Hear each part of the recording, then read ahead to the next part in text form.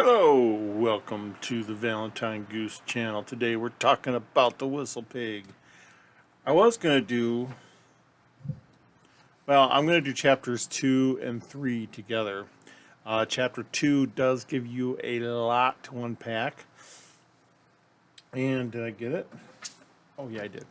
And chapter 3, I don't know, there's hardly anything in there, so I was going to do these two together because they're both short chapters, but then chapter 2 just kept giving me, as I researched stuff, I was like, oh, that's interesting.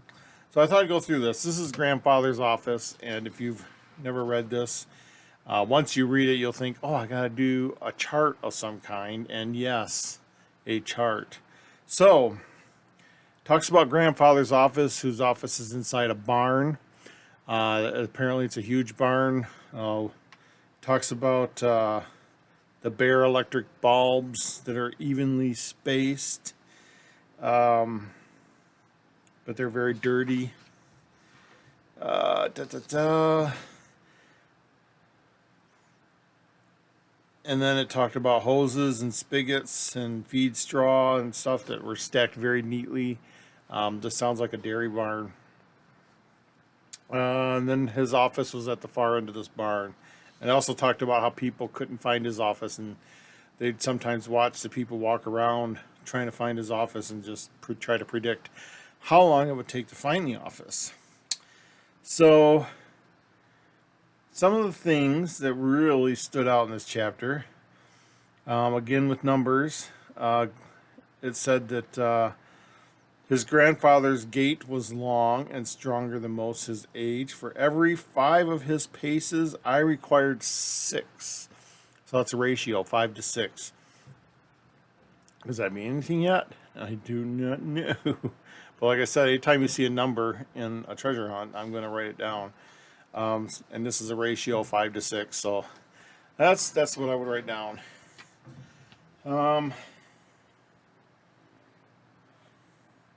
Talks about the smell of the barn and how one day all this would be his.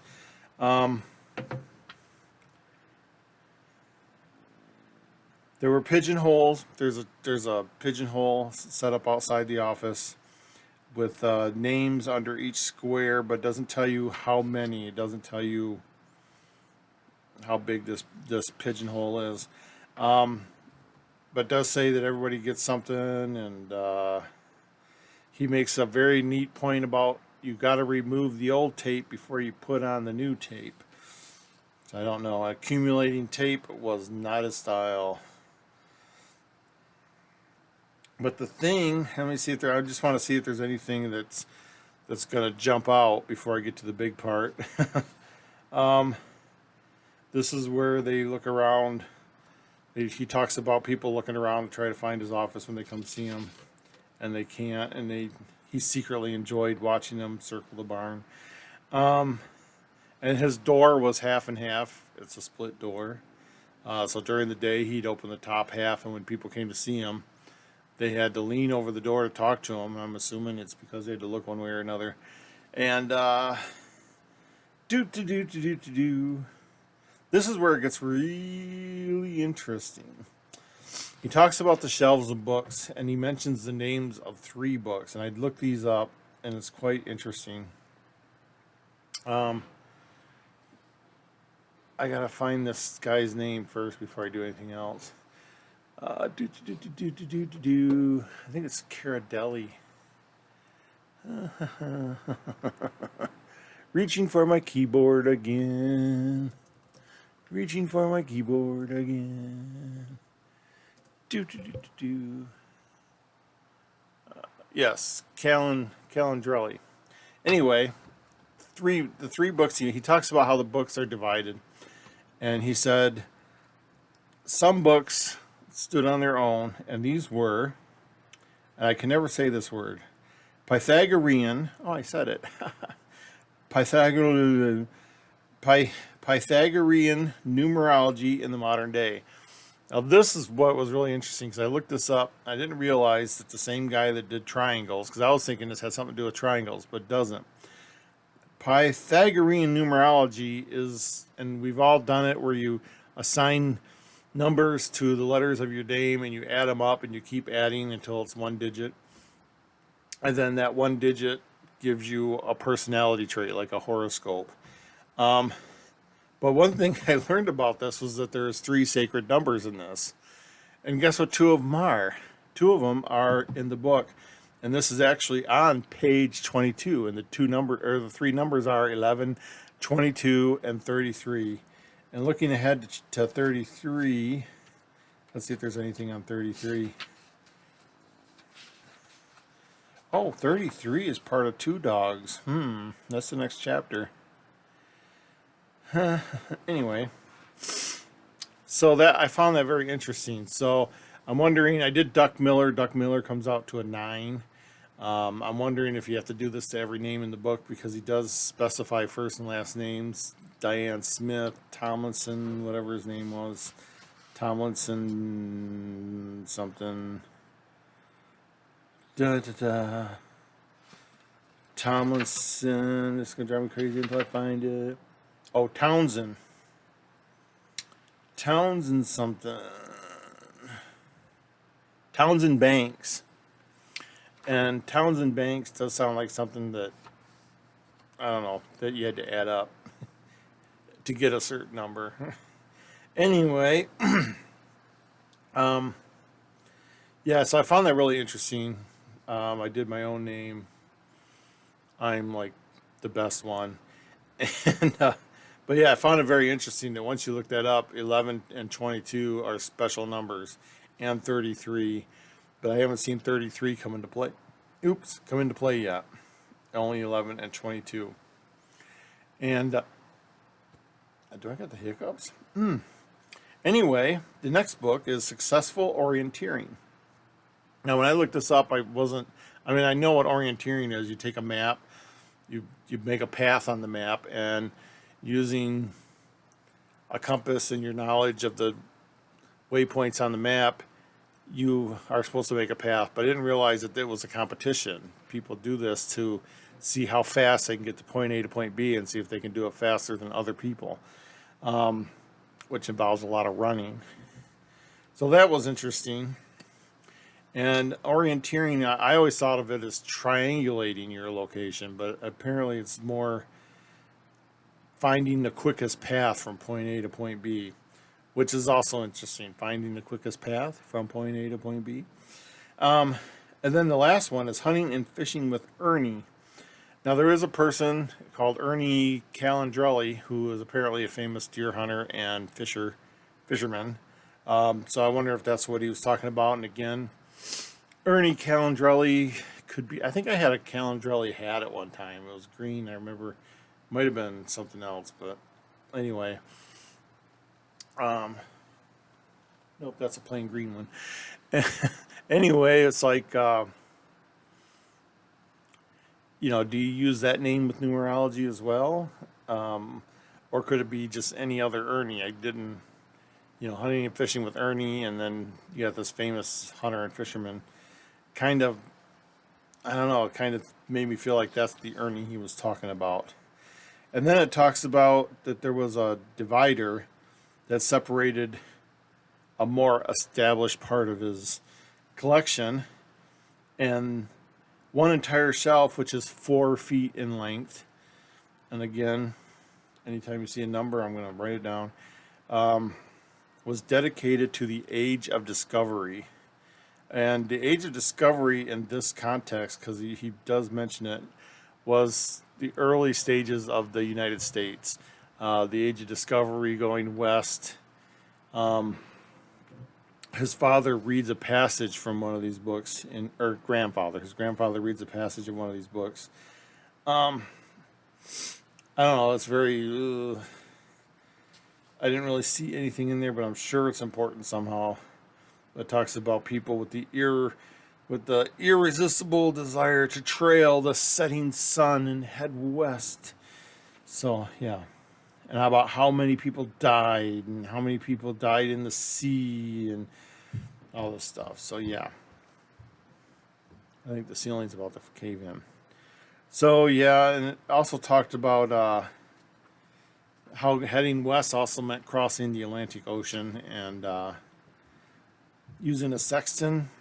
Uh, so hopefully you don't have to use that, because did I have one? No, I didn't. I had one that I gave as a gift once, and it's very complicated. I I couldn't figure out how to use it, but hopefully you don't have to use a sextant. Um, Another thing that stood out in this chapter was the circles on the floor. He talked about how, and there's threes. There's a lot of threes in this chapter. His chair had 3 wheels. I'm trying to picture any office chair, even an antique one, with 3 wheels, because normally they have 4 or more. 3 doesn't seem stable enough for a chair, especially for an office chair. If you lean the wrong way, it just seems like it would tip over. But he said this office chair had 3 brass rollers, and after years of use, the chair's rollers had worn circular and oval swirls in the wood. And when he swept the office, dust would always remain in the scratches beneath the chair. Again, this seems really specific because I can't picture it. If your wheels are indenting into the wood, you think it'd be a gradual indent that you could sweep dust right out of. But he said dust got in and you couldn't get it out. So that's a little weird. So again, we have the books. We have the 4-foot shelf. We had the barn, the 5-to-6 ratio. And now we get into the thing that's like really interesting. He talks about a calendar, and he talks about this calendar so much, it just seems like it has to be important. We know it's a 31-day calendar, so it's not February, because February 2nd is Groundhog's Day. But 31, and I can never remember, it's like 30 days has September. All the rest I can't remember. Some have 31, and all have 28, so something like that. Because that was something I always get the kids on. That's a dad joke, what month has 28 days in it. And you say all of them have 28 days. So anyway, he talks about this calendar had 31 days, and he's very specific about the first line had 2 days. And then he doesn't talk about the rest, but if you put 2 there, then you get 4 lines of 7 and then 1 left over to make a 31-day month. And then he talks about how the second, and he words it funny. He doesn't say on the second day of the month. He says the last square of the first row, which is the second day of the month. And that's kind of a weird way of putting it. He could have just said on the second day of the month, but he had to say the second day at the end of the first row. And I think that he did that so you would know there was 2 squares on the first row. And what you end up, and then on the second day of the first month, it was a black star. And then on the second box on the second row was a goldfish. And this is what I get. Let's see if you can see it. A black star and a goldfish. Of course, it's not gold. But that's the way the month is set up, and I marked 11 and 22 just in case that's important. The book does say that the calendar was marked up quite a bit with notes and different colors and pens with different ink colors and pencil leads. So, I mean, and then he talks about the hand-drawn 5-pointed black star. And then the next one was a little goldfish on the second box of the next line. So that's the second and the fourth. And we all know the second, February 2nd, is Groundhog's Day. But this is a 31-day calendar. So it's like, how do you, that's not February. It's just very strange. He also talks about the picture above it is of a reservoir that was low, a low reservoir, and there was flowers growing out of the rocks that were normally submerged. And of course, in the first chapter, they dive into a reservoir that they're not supposed to. So at least there's a kind of a link there. And then he talks about the map of the United States with 3 tacks, and he does go into detail about 3 tacks, one on each corner on top and one at the right at the bottom. And he never understood why his grandfather only had 3 tacks in the map instead of 4. So, again, that's a triangle. Pyragothorium. Anyway, he not only did the study of numbers, I think I can read it if I look at his name. Pythagorean, the Pyragotheorem. Why can't I say that name? The Pythagorean theory is, of course, or the I can't say it. He studied triangles, for crying out loud. He did trigonometry and stuff. So when you see the 3 tacks on the map of the United States, either you're dividing the United States diagonally, or has something to do with a triangle. And like I said, triangle jumped into my head when I thought of orienteering, because you triangulate your path. But I don't know if that's right or not, because my understanding of orienteering was a bit different than the official definition. And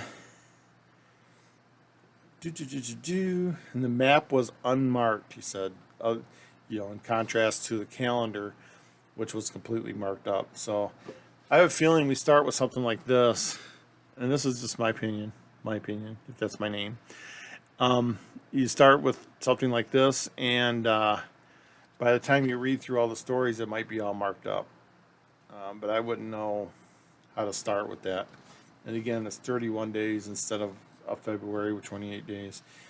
It does talk about his chair was placed to the right of the window. It was an old oak school chair and unfriendly to the seat. And he said, grandfather said it was that way for a reason. So that's grandfather's office. And like I said, that's kind of a short chapter. And the next chapter, I couldn't get much out of. Other than it's a stone house with a porch all the way around. Now, I've seen lots of farmhouses and lots of, I grew up in rural Michigan. And I'd have to go to Pennsylvania to see if it's something there. But I've never seen a house with a porch all the way around. I don't know. That just sounds kind of weird. But he talks about as kids, they would run around and around and around and have races and stuff. And it also brings to mind a square or a rectangle. Because most houses, especially an old stone house, would be squarish. And he says everything took place on the porch. So you'd have a square and everything would take place on the porch. Let's see. Circumnavigating the porch. He said when little kids walked towards the corner, their moms would grab them because there was always someone running around the porch. The porch did everything: weddings, wakes, christenings. And then there was an antique wooden radio, and he said it was just there for looks because there was a control panel in the library, and the control panel in the library just had a speaker that ran out to this old radio, and they piped radio stations, I guess. And they talked about how they would listen to the broadcasts of games, and the narrator of this chapter, because it's told in first person, he said he would stand in the field and he could see all the men, and they would all stand up in unison when there was like a special play or something. And he said it kind of looked like they were in church, because he couldn't hear the radio, but he could see them all stand up at the same time and sit down. And it does say that when his grandfather was telling the story of 2 dogs, that he sat on a stool with 3 legs, and again, that's another 3. So let me go through and see if there was anything. And like I said, nothing really jumped out at me in this chapter. It talks about 2 dogs with 2 different personalities. One was more loyal to the owner, and one was more loyal to itself, but still a good dog. But he said the dogs fought so much that they would be all scarred up.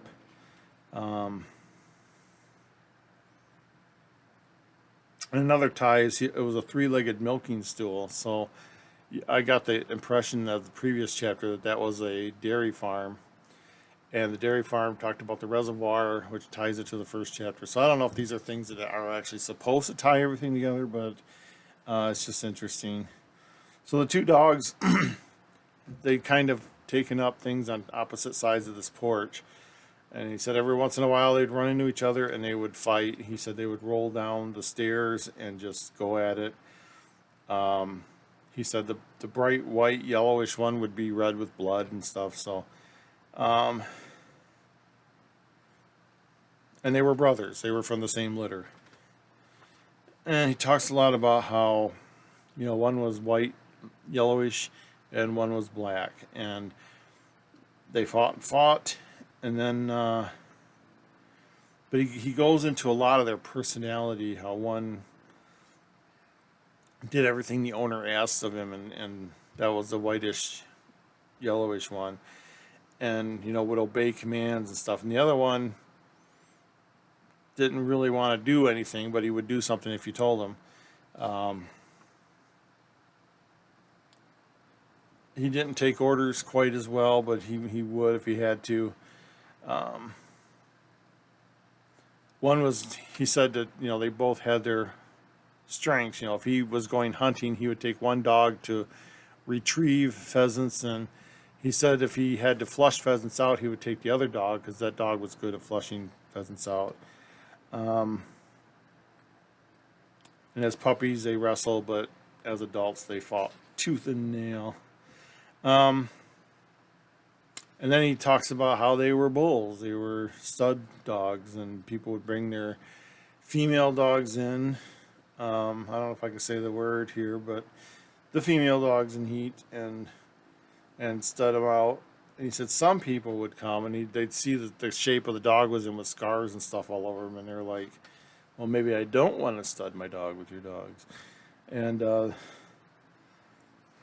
they said most of the time those type of people would turn and walk away, but people that understood dogs, that, he talks about how city folks treat dogs as their children and the country folk treat dogs as, a useful animal that does a chore. And the difference in the two, the city people would be like, oh, I'm not going to stud my dog with that. And the farmers would be like, yeah, these are good dogs, and, we want them to stud the litter. And he does say that they did so many litters that, in the local area, it would be hard to find a dog that doesn't have their genes in it. Which, again, reminds me of a triangle. A family tree, if you start with one person, it kind of spreads out as it goes down. I just picture a triangle. And again, I might be going down rabbit holes. So, yeah, they would have to pick which one. Even though they were brothers, they'd have to pick which dog to stud. He says that was one of the things. And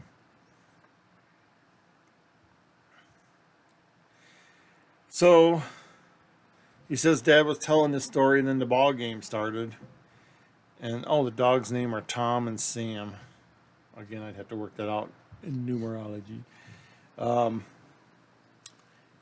And he said that when the ball game started, instead of sitting there listening to the ball game with them, he runs out to the field because he wanted to watch the men stand up and sit down in unison.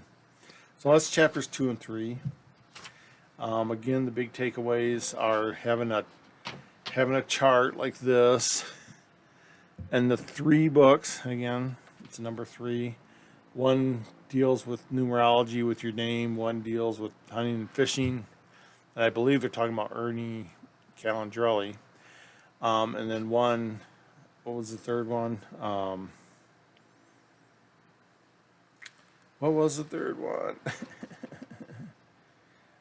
Successful orienteering. Again, I didn't realize that was a competition, so I don't know if he's referring to the competition, but in any case, you find the shortest path from point A to point B. Is my takeaway on that. And then, of course, the chart, well, not the chart, but the calendar, which was described in detail. And then the square, I'm thinking it's a square porch. It could be rectangle. The house could be shaped like an L, but still this weird porch that goes all the way around. it just seems like a lot of upkeep to me, and it's farmers will find a way to get out of doing a lot of upkeep, and so that's why you wouldn't normally see a porch that goes all the way around.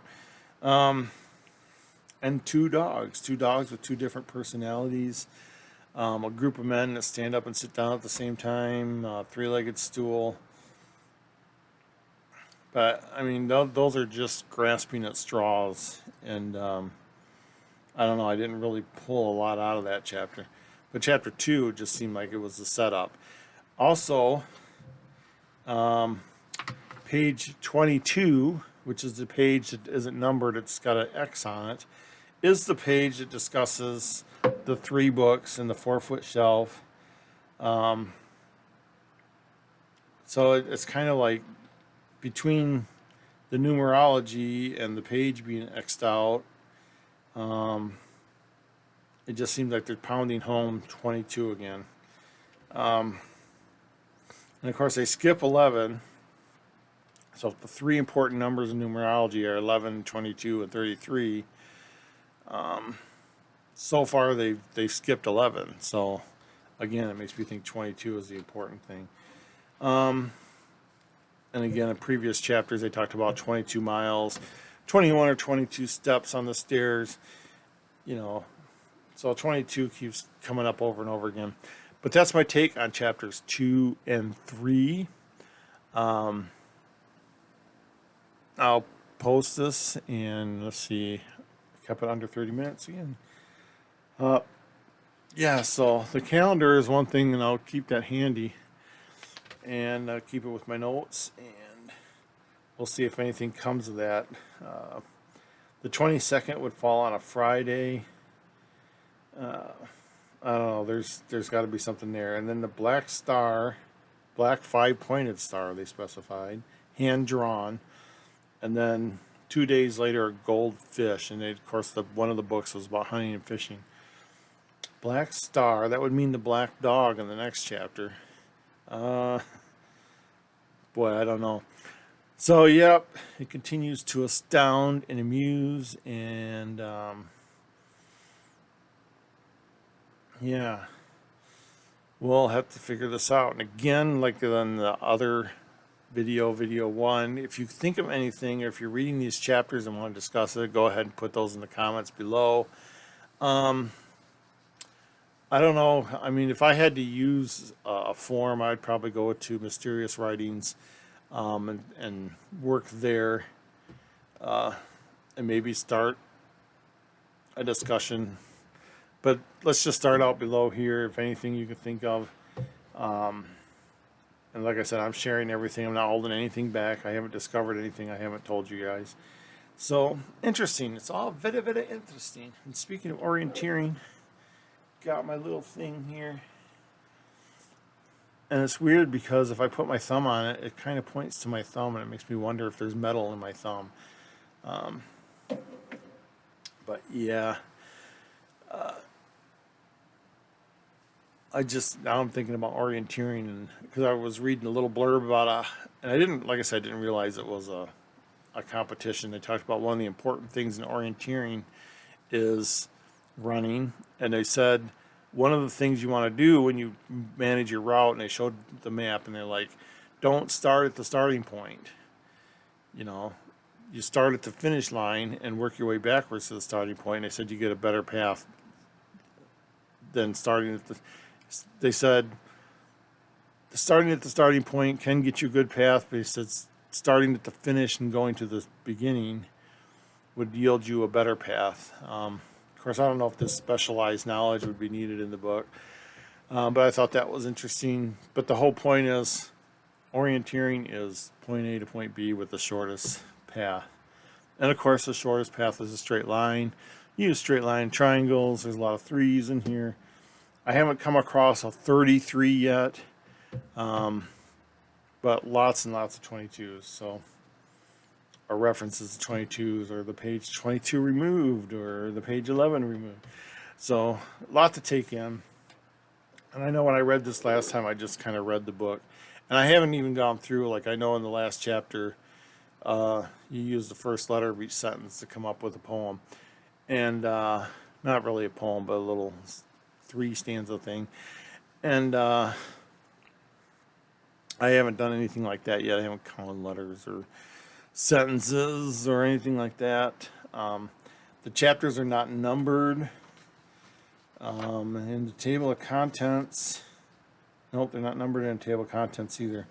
But I did notice there's a lot of 8s in there. You know, Black Heart Cherry begins on 1, and then it's 18, 28, 38, 42, and 48. And then the rest are all random numbers, 50, 56, 62, 70, and 76. So there's a lot to take in there. But we'll see how it goes. And again, have fun. Keep reading. I'm still thinking about how the triangle map might apply to the maps in the front and back. I tried to triangulate the circle in that one map, and it might be my imagination running away with me. But like I got on Google Maps, and you can see. Can you see it? It's not focusing. But in the circle, Brookville and Ringgold are marked. Puxatawney is not, but I kind of tried to take those two. They're about 10 miles apart, and they're about halfway through the circle, which would give you 20 miles. I wonder if that circle is 22 miles in diameter. Of course, I don't really have a way of knowing that, because this map is like a hand-drawn map from way back in the day. And I don't know, everything still seems to point to Pennsylvania, so it'll be interesting. I noticed when I was looking at the map of Pennsylvania, the parks are numbered, and I thought that was interesting too. I didn't find number 22. I was just looking around the Puxatawney area, but I'm sure there's a park 22 somewhere. Anyway, as soon as I find my mouse, I'll log out. As soon as I found my mouse, now I gotta find the cursor. How did my cursor get way over there on the other screen? So anyway, take care. Those are my notes on chapters 2 and 3, and the other video had chapter 1. And again, lots to take in, and I'll see you at chapter 4.